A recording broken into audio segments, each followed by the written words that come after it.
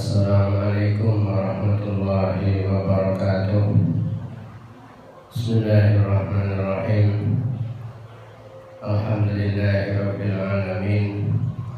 Wassalatu wassalamu ala asyrafil anbiya'i wal mursalin sayyidina maulana Muhammad wa ala alihi wa sahbihi wa man tabi'ahu wa wala amma ba'd.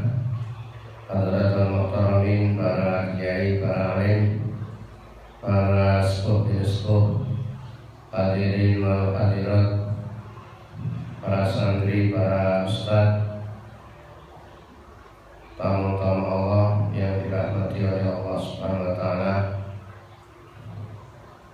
Kali ini kita akan membicarakan tentang persoalan-persoalan penting terkait dengan istita'ah. Permasalahan pertama, fa'idatun as-sabiyyu tuktabu lahu kullul ibadat allati yaf'aluha wa la yuktabu alaihi maksiyatun. Hajinya anak kecil itu apabila dilakukan itu hajinya sah, dan seluruh ibadah yang dikerjakan selama musim haji, selama rangkaian peribadatan haji, itu dicatat oleh Allah Subhanahu wa taala yang akan mendapatkan pahala. Tetapi wala yuktabu alaihi maksiyatun, apabila anak kecil ini melakukan kejahatan tetapi tidak ditulis maksiat yang dilakukan oleh anak kecil. Hadirin Allah, yang kedua, persoalan yang kedua, indahu malun yakhudju bih. Seandainya ada seseorang mempunyai harta, dia bisa haji dengan harta itu, tetapi wa huwa muhtajin ilan nikah, dia butuh untuk nikah, dia butuh untuk kawin. Wa khaifun minan anak, dia punya harta, butuh untuk kawin, dalam kondisi dia takut zina. Mana yang didahulukan, haji apa kawinnya?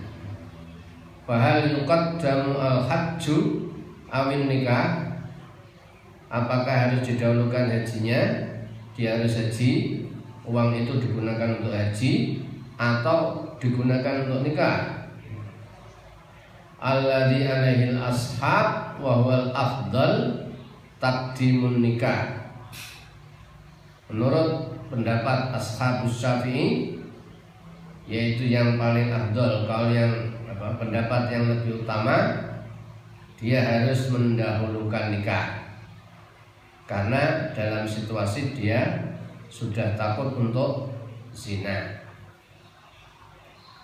Sedangkan persoalan hajinya wastiqrarul haji fi dhimmati, tetapi dia punya tanggungan, masih punya tanggungan haji, karena liwujubihi ala tarafi, kewajiban haji itu tidak harus seketika, tapi boleh dikerjakan secara tarafi, engko nanti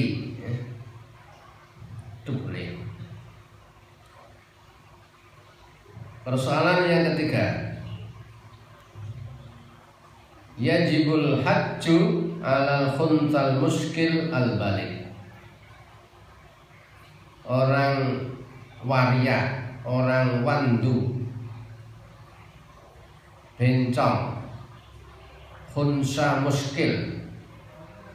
Khunsa muskil itu waria yang identitasnya masih membingungkan.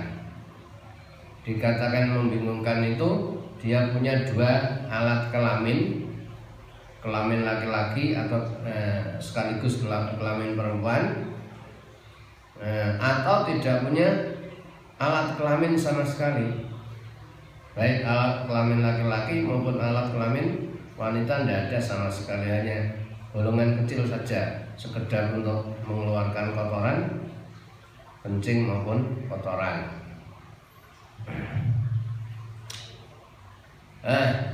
Dalam kitab ini khunsa tipologi muskil, khunsa muskil yang sudah balik itu tetap wajib haji.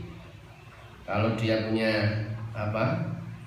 kalau istitoah, punya perbekalan, punya ongkos dan badannya sehat, kendaraan juga tersedia, dia wajib haji. Wa yustaratu fi haqqihi fil ihrami ma yustaratu fil mar'ah. Dalam rangkaian ibadah, dalam hal ihram, dia mengikuti persyaratan-persyaratan yang ada pada wanita. Seolah-olah khunsa muskil itu disetarakan, disamakan dengan wanita. Jadi persyaratan ihramnya juga mengikuti persyaratan ihramnya wanita. Tapi persoalan ini masih fihi nazar, masih banyak kritikan dari para ulama. Insya Allah kalau pembahasan yang lebih detail itu ada dalam kitab Al-Qira li Qasidi Ummul Qura karangannya Imam At-Tabari. Persoalan yang keempat, man qadara al-haji raqiban wa masyan.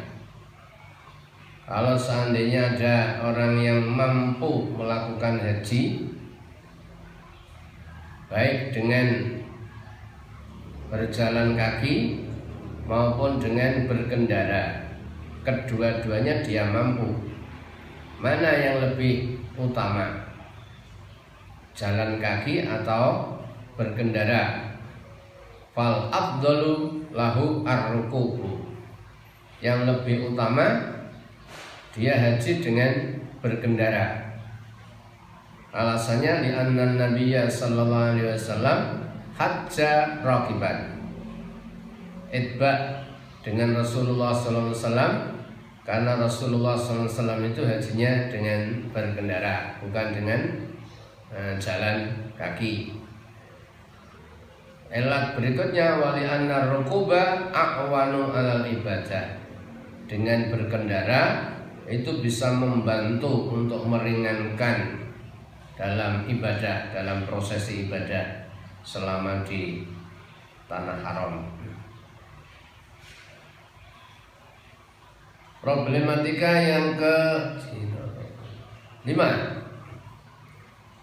idza talabal walidu al-ma'dubu waladahu an yahujja anhu. Ada persoalan manakala ada orang tua yang posisinya ma'dub, sakit, lumpuh, sakit yang tidak bisa diharapkan sembuhnya. Seandainya meminta anaknya untuk menghajikannya, fala yajibu alal waladi dzalik. Bagi tidak wajib anak menghajikan orang tuanya itu tadi. Ini menurut teks ini, menurut kitab ini. Bihilafi ma law talaba i'fa'ahu wa huwa tazwijahu. Hal itu berbeda seandainya orang tua yang makdub, katakanlah hampir mati, meminta anaknya untuk segera kawin. Fa innahu yalzamuhu, dia wajib mengikutinya, dia wajib mengikuti perintahnya. Ketika orang tua membutuhkan, anak harus kawin. maka dia wajib mentaatinya. Fa'idatun, problematika berikutnya yang keenam. Hujja anil ma'dud thumma syufiya madhabuna la yujzi'uhu dhalik. Jika ada jamaah ma'dud, jamaah yang lumpuh, sakit yang tidak bisa diharapkan kesembuhannya, dia sudah dihajikan, sudah dibadali. Setelah dibadali, dia sembuh. Menurut madhab kita, madhab Syafi'i, itu belum mencukupi. Dalam arti haji yang dibadali itu tadi belum mencukupi dari hajjatul Islam. Dalam artian nanti seandainya dia sehat, kemudian ada kesempatan lagi, punya ongkos, punya uang, dia wajib haji lagi.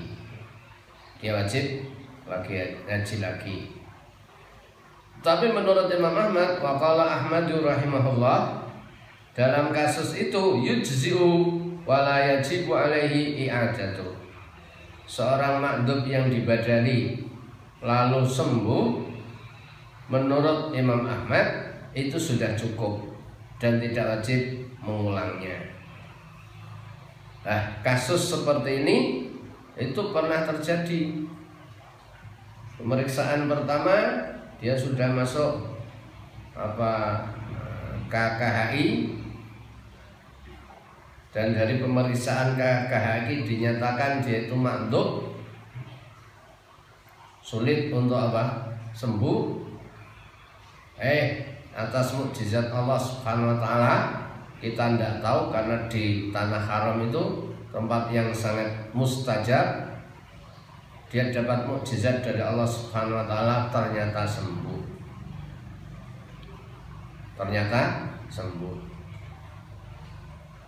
Nah, ini menurut Imam Ahmad, wis kadung dibadali, menurut Imam Ahmad sudah cukup dan dia tidak wajib i'adah, tidak wajib mengulang kembali. Kadang juga satu saat ada yang menuntut, jamaah menuntut kepada pemerintah. Pada saat dia dibadali, selesai haji, dia sudah sembuh. Dia tahu bahwa hajinya sudah dibadali. Ini kita ambil pendapat Imam Ahmad yang paling maslahah, kita tenangkan jiwanya bahwa orang makdub yang sudah kadung dibadali dan kemudian sembuh, itu menurut Imam Ahmad sudah dianggap sah, sudah dianggap cukup dan tidak wajib mengulang kembali. Fa'idatun, problematika yang ketujuh. Yajibul hajju indana ala tarahi. Bagi kita madhab Syafi'iyah, kewajiban haji itu dilakukan secara tarahi, tidak harus seketika. Engko masih boleh. Tetapi ada catatan, fa'in akharahu, dia harus berazam. Kalau seandainya tahun ini tidak memungkinkan, sudahlah nanti saya haji nunggu bersama dengan istri saya, itu boleh. Tapi harus ada azam untuk mengakhirkan tadi. Ada catatan fa'in akharahu hatta mata kana asyan. Kalau dia mengakhirkan haji, menunda-nunda haji sampai dia mati, dia dianggap berdosa, dianggap maksiat. Wa innama jazat ta'khir, kebolehan dia mengakhirkan haji itu dengan syarat bisyarti salamatil afiyah, dengan catatan badannya masih tetap sehat, masih tetap utuh, masih tetap bugar, itu boleh. Sebagaimana qadar bil muallimi litilmidi, guru itu boleh memukul muridnya, kiai boleh memukul santrinya dengan catatan masih utuh, masih sehat. Kalau sampai mukulnya itu sampai parah, sampai mencederai anggota tubuh, itu yang haram. Kalau hanya sekedar memukul biasa, paling-paling hanya kosong, itu tidak apa-apa. Termasuk juga wazauji li zaujatihi, seorang suami boleh memukul istri dengan catatan darban ghairi mubarihin, tidak sampai membuat parah. Faidatun, problematika yang ke-8. Man alaihi hajjatul Islam wa hajjatun nadri, apabila seseorang punya tanggungan haji Islam karena dia belum haji, tetapi dia juga punya tanggungan haji nazar. Jadi ada dua kewajiban, kewajiban haji nazar dan haji Islam. Haji memenuhi rukun Islam. Fahajja, lalu dia haji. Yang mana haji itu dianggap sah? Waqa'a dzalika an hajjatil Islam indana. Menurut kita ulama Syafi'iyah, meskipun dia punya tanggungan haji nazar dan haji Islam, maka ini waqa'a, menjadi hajinya menjadi haji Islam. Termasuk juga wa indal Imam Ahmad. Menurut Imam Ahmad juga apa? Itu sudah cukup untuk menjadi haji Islam. Nek ngono, ya berarti karena dia punya tanggungan nazar, ya engko nek duwe uang, nek duwe duit, dia akan melaksanakan haji nazarnya. Wa qala Malikun wa Ahmad, kata Imam Malik dan kata Imam Ahmad rahimahullah, yaqa'u anil ladzi nawahu, tergantung hajinya niat untuk haji nazar apa untuk haji Islam. Itu kata Imam Malik dan Imam Abu Hanifah. Kalau niatnya untuk haji Islam, berarti dia jadi haji Islam. Tapi kalau dia niatnya itu haji nazar, maka yang jadi adalah haji nazar. Fa'idatun, problematika yang ke-9. Ahramal ajir lil mustajir, seorang ajir Ajir itu semacam orang yang diburui untuk menghajikan. Akhramal ajiru lil mustajir. Jadi kalau umpama saya yang menugasi seseorang, berarti saya itu namanya mustajir. Terus yang melakukan haji itu namanya ajir. Kalau seandainya yang melakukan haji ajirnya itu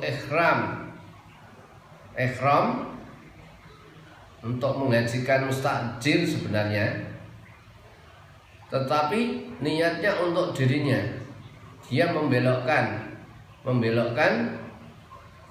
niat hajinya untuk dirinya sendiri. Umpama saya dapat amanat untuk menghajikan, saya diburui untuk menghajikan seseorang, orang kaya. Tapi karena sesuatu hal, bisa karena lupa atau bagaimana, atau tidak tahu caranya badal, waktu ihram itu untuk diri saya, tapi persangkaannya donan sarfahu lahu layan sarifu lahu, keyakinannya masyo tak niati untuk diriku, tapi tidak akan beralih untuk yang lain. Wa hal yastahiqul ujra ala dzalika? Apakah orang ini berhak menerima ujrah, menerima ongkos apa tidak? Di sini ada dua pendapat, ada dua kaul. Ashahhuhuma, pendapat kaul yang lebih sahih, yang lebih valid, dia tetap berhak menerima ongkos untuk menghajikan itu tadi. Liwuqu'il haji lil mustajir, karena hajinya untuk jadinya untuk mustajir, orang yang memerintahkan untuk menghajikan ini. Faidatun, kita masih ada banyak persoalan. Sampai di sini saja. Kita akan membahas persoalan berikutnya di lain kesempatan. Demikian, mudah-mudahan bermanfaat. Hadanallahu wa iyyakum lima yuhibbu wa yardah. Wassalamualaikum warahmatullahi wabarakatuh.